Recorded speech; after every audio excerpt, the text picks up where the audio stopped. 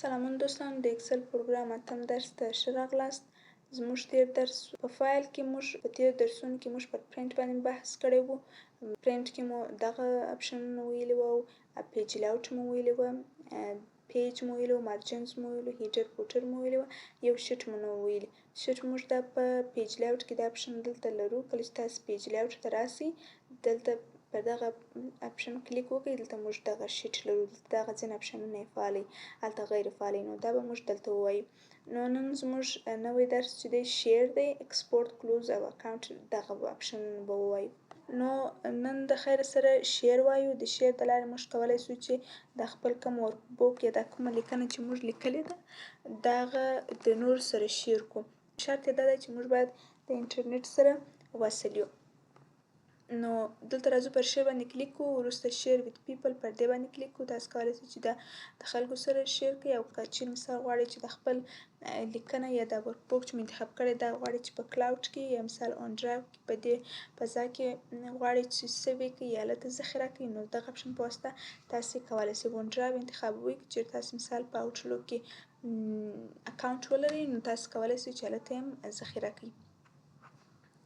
او بل په فایل ته راځو شیر، که چېرې مثال تاسو غواړئ چې د ایمیل د لارې یې واستوئ یا مثال د ایمیل د لارې یې نورو ته ولېږئ، نو تاسو کولی شئ چې په دې باندې کلیک وکړئ. کوم د ایمیل د لارې تاسو کولی شئ چې د هغه لیکنه یا د ورک بوک شیر کړئ. بل اپشن لرو اکسپورټ. د اکسپورټ د لارې کولی شو چې موږ خپل دغه لیکنه پی ډي اف شکل ته تبدیل کړو. که اوس مثال تاسې ته یو څوک وایي چې دا کومه لیکنه چې تاسې مثال راستولې ده یا مثال دغه لیکنه دغه ماته د پی ډي اف په شکل راته ولېږئ، یا مثال د پی ډي اف شکل ته تبدیل کړئ بیا راته واستوئ. یا مثال تاسې یو لیکنه لیکلې ده یا یو لیست مو لیکلی دی، دغه لیست مو پی ډي اف شکل ته تبدیل شي، نور څوک تغیرات پکښې رانهولي، نو دغه اکسپورټ اپشن څخه استفاده کولی شئ. راځو اکسپورټ باندې کلیک کوو، چین کریټ پی ډي اف په دې باندې کلیک کوئ. کله چې مو پر دې باندې کلیک وکړئ، دلته موږ ته دغه صفحه خلاصیږي او دلته ساحه ورته مشخصوئ چې مثال په کوم ځای کې تاسو غواړئ چې دا پی ډي اف آیکن وي. زه وایم چې مثال د ډیسکټاپ باندې غواړم. دلته کولی شئ چې د فایل نوم ورکړئ، په هر نوم چې تاسو غواړئ چې پی ډي اف سي، نو په دغه نوم زه مثال وایم چې دغه لیست په نوم دې پی ډي اف سي. دلته ټایپ نوعیت یې ورته کوئ چې مثال په کوم نوعیت درته زه وایم دغه پی ډي اف سي دی. په پبلش باندې کلیک کوئ، وروسته اوس وګورئ دلته موږ ته د پی ډي اف په شکل موږ ته اکسپورټ شو. نو کله چې زه دلته راسم، دلته ډیسکټاپ ته راسم، دا چې کله خلاص کړم نو د زموږ لیکنه به موږ ته د پی ډي اف په شکل تبدیل شوي. بل اپشن چې پی ډي اف موږ د څو طریقو د لارې کولی شو، د سیو او سیواز د لارې هم کولی شو بغیر له اکسپورټه. اوس مثال زه وایم چې سیو ته راځم، په ډیسکټاپ غواړم دغه لیکنه ماته پی ډي اف سي، دلته ډیسکټاپ ورته انتخابوم، په دغه نوم غواړم چې ثبت سي.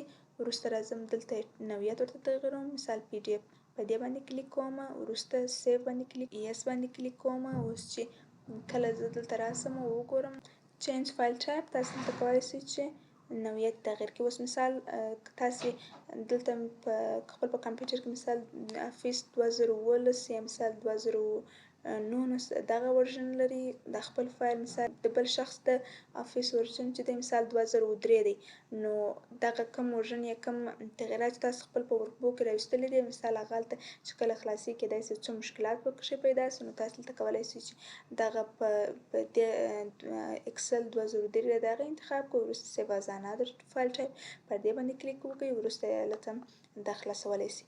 او بل اپشن چې لرو کلوز دی. د کلوز په واسطه تاسو کولی شئ چې دغه فایل یوازې دغه ورک بوک تاسې کلوز کړئ.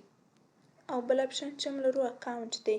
د اکاونټ یعنې دغه د مایکروسافټ اکاونټ، دلته تاسو کولی شئ چې اکاونټ سیټینګ یا تنظیمات یې تنظیم کړئ.